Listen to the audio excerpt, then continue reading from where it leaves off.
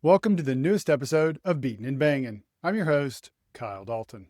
In today's video, we have multiple news items to discuss, including a post on X by my buddy Joel Stubben, who I've worked with for over the last year, and an interesting exchange he had with Joe Gibbs Racing Director of Competition, Chris Gabehart, a Kyle Busch interview on Sirius XM NASCAR Radio, where he made a couple of interesting remarks, one about his brother Kurt joining the NASCAR Hall of Fame, and another about North Wilkesboro getting a points-paying race. We'll also discuss a feature article in the Washington Post on Dale Earnhardt Jr., and it's one of the most disturbing things you'll ever hear when it comes to Teresa Earnhardt, and it truly matches up with her nickname of Wicked Witch of the South. We also have a candid admission by Kyle Larson this morning up at Indianapolis about his Hendrick Motorsports teammates. And finally, we'll wrap up with our 5 fun facts for this weekend's Coca-Cola 600. However, before we get to that, let's go back to Tuesday and a post on Twitter by my friend Joel Stubben. As you can see in this post, he talked about the 3 4-car teams of Hendrick, Joe Gibbs, and Penske, including the Wood brothers, that have dominated the 2025 NASCAR season, and included a couple of his awesome graphs that he is so great at creating. He noted how all 12 wins this season have been by those 3 organizations. He mentions how they swept the podium at Phoenix, Darlington, Bristol, Talladega, and Kansas, and how HMS has 79.2% of its finishes in the top 20 and 60.4% in the top 10. The graph also shows the team's average finishing position. Then he breaks it down by individual drivers. I'd encourage you to go check it out and review it in more detail. Someone of importance did just that. Joe Gibbs Racing Director of Competition, Chris Gabehart, noticed the post and responded to it saying, quote, "Cool stats. So through 12 races, 72% of the top 5s have come from those 3 organizations," end quote. Then Gabehart put in a request for Joel to plot that percentage over the last 10 years through the first 12 races for those same 3 organizations, which Joel did. And he came up with this graph, and it shows over the last 10 years through the first 12 races that it's the same dominant teams. What's really interesting for me is looking at that 2022 season and the percentage of those teams and how much they won. They were just roughly over 50% in 2022 and 2023. What were those seasons? Those were the first 2 seasons of the next gen, now Gen 7 car. And as you can see, that's when there was the most parity and all the teams were trying to figure out the car. Since those seasons, the 3 powerhouse organizations have steadily increased. After Joel's 10-year graph, Gabehart responded again saying, quote, "Thanks, a great graphical representation and exactly as I thought it would be. Track this same metric as the year unfolds. I think the story it tells will cause great debate," end quote. Not exactly sure what Gabehart means there, but I can promise you after talking with Joel, he's going to track it and we'll see what that interesting debate looks like for the rest of the season. Moving on to our next story, and that came on Wednesday when Kyle Busch made an appearance on Sirius XM NASCAR Radio.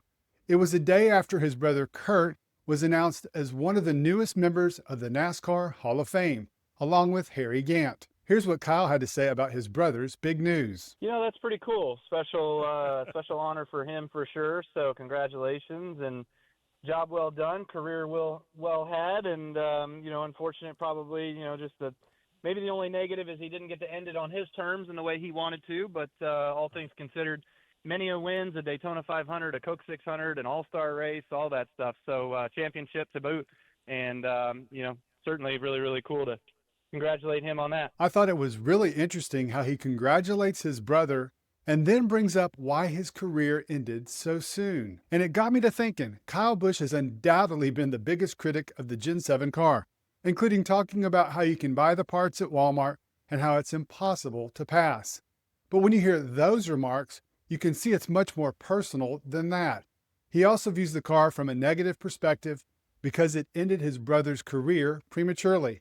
I had never even considered that, but hearing his comments made it clear. Now when I hear Kyle criticize the car in the future, I'll have a different appreciation for why he's doing it. And that wasn't the only interesting thing he had to say in the interview. He was also asked about the hot topic of conversation since last Sunday's All-Star race, and a subject I shared my thoughts about in Wednesday's video. And that's making North Wilkesboro a points-paying race in the future. Take a listen to what he had to say. Yeah, I guess what is the benefit of giving it a points race? I feel like what we've got going right now is really working and is really a positive vibe, and the All-Star race being there and filling out the grandstands and all of that. If giving it a points race is just to award points for an event there, what's the difference? You know what I mean? So I kind of like it where it's at. I don't care either way if it does get a points race, if that means that it's gotten more stature that it has a points race versus just it being the All-Star race. But I felt like the excitement, the crowd, everything about it seems to really work for the All-Star race. Honestly, it's really hard to argue with his point. What is the benefit of it? Only thing that I can think of as being the benefit is that it does give it more stature because it's a points paying race. But then when we have all 36 cars on the track and it's going to be much more congested with a lot more traffic, I think it would make it even more challenging based on what we saw on Sunday, with a lot more passing because drivers up front would have to navigate the lap cars, and ultimately, I think it would make it a more entertaining race. Remember how I asked Kyle at Texas earlier this month about why NASCAR doesn't include him on committees and get his thoughts? This type of response is why he needs to be included. His response has gone against what others, including myself, have said about North Wilkesboro, and he's got some sound logic behind it. Who knows what will happen? Moving on to a story that Jeff Gluck noted on Twitter yesterday that I went and read on the Washington Post. I would encourage you to go do that as well, although it is behind a paywall. It's by Kent Babb, and it's a fantastic in-depth feature article on Dale Earnhardt Jr. It talks about the relationship growing up with his father and the things that have happened since his father's death, and how he's approached getting to that same age as his father at the time of his untimely death. But there was one thing in this story that has received attention, and it's the most disturbing thing that anyone has heard about Teresa Earnhardt. I'm going to read to you the pertinent parts that give you some background. It said Dale Sr.'s last will and testament hadn't been updated since 1992, when Kelley and Jr. were 20 and 18 respectively. It transferred the entirety of his estate, the race team, the property, nearly 24 trademarks to Dale Sr.'s third wife, Teresa, whom he'd married after divorcing Jr. and Kelley's mother. Jr.'s car and his number 8 now belong to his stepmother. A story we know had an update on it as Jr. and Kelley got the trademark earlier this year. Kelley says she and Jr. were never invited to look through sentimental possessions, childhood items, or family photos. Teresa rejected their input, she says, when planning Dale Sr.'s funeral and choosing a gravesite.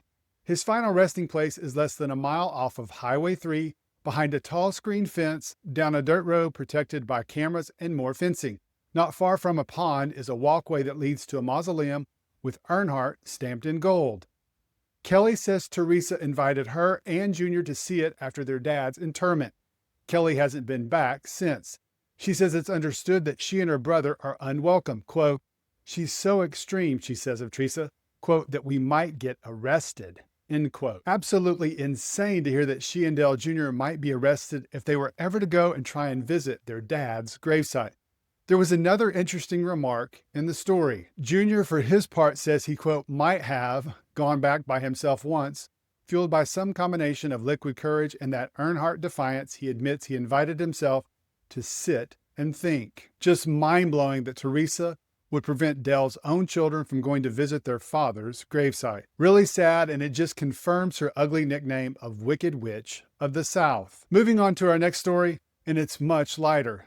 It happened this morning at Indianapolis when the 4 Arrow McLaren teammates met with reporters in a press conference, and the drivers were asked, "What has been your highlight of the month of May so far?" Pato O'Ward says, quote, "Milking a cow this morning. Woke up for some morning milking and it was a really cool experience," end quote. Christian Lundgaard responded, "I think my best experience was listening to what he just said." Kyle Larson then says, "I was going to say the same thing."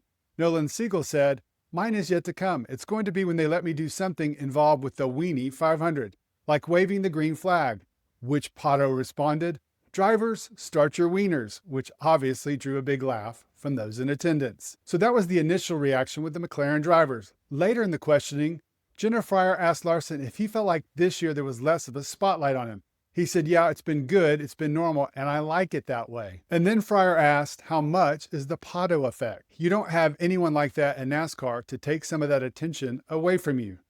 Larson responded, "Yeah, we're all pretty vanilla at Hendrick, but he's not.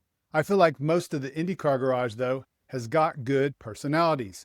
So we need more guys like Pato in NASCAR. I just thought it was an interesting admission by Larson, suggesting that the guys at Hendrick are pretty vanilla.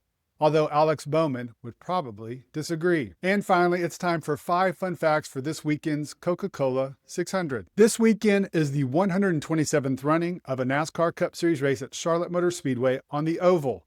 The inaugural Cup Series event at Charlotte Motor Speedway took place on June 19, 1960. The last 8 Coca-Cola 600s were won by 8 different drivers. Martin Truex Jr. is the only repeat winner in the last 13. The driver leading the most laps won 5 of the last 7 Coca-Cola 600s. For you fans of drivers on long winless streaks, this next stat is a hopeful one for you. 7 drivers ended a 30-plus race winless streak at the Coca-Cola 600, most recently Ryan Blaney in 2023. And finally, 2 of the 4 Coca-Cola 600s with the most cautions came in the last 3 years. 18 in 2022, 16 in 2023. In other words, expect lots of action on Sunday night. All right, guys, that's a wrap on today's episode. We talked about multiple topics, and I want to get your thoughts. Let's start with Joel's graphics. I'm curious to hear what you guys think about how dominant the 3 powerhouse teams of HMS, JGR, and Penske have been this season, and how it's steadily increased since the Gen 7 car debuted in 2022. Next, what did you think about Kyle Busch's comments? A, on his brother and the premature end of his career due to this same Gen 7 car, and B, his thoughts on North Wilkesboro as a points-paying race. And I'm really curious to hear what you guys have to say about the Dale Jr. story and what Kelley had to say about Teresa not allowing them to visit their father's gravesite without worrying about being arrested. And finally, what did you guys think about Larson candidly admitting how the HMS drivers are vanilla? I honestly think Kyle's shown a little bit of personality over the last couple of seasons with some funny comments. Here's a question for you HMS fans. Who do you think is the least vanilla HMS driver? Thanks again for checking out the latest episode and supporting the channel. I really appreciate it. Hope you guys have a great rest of your day. Enjoy the greatest day in motorsports on Sunday, and we'll see you again on Monday.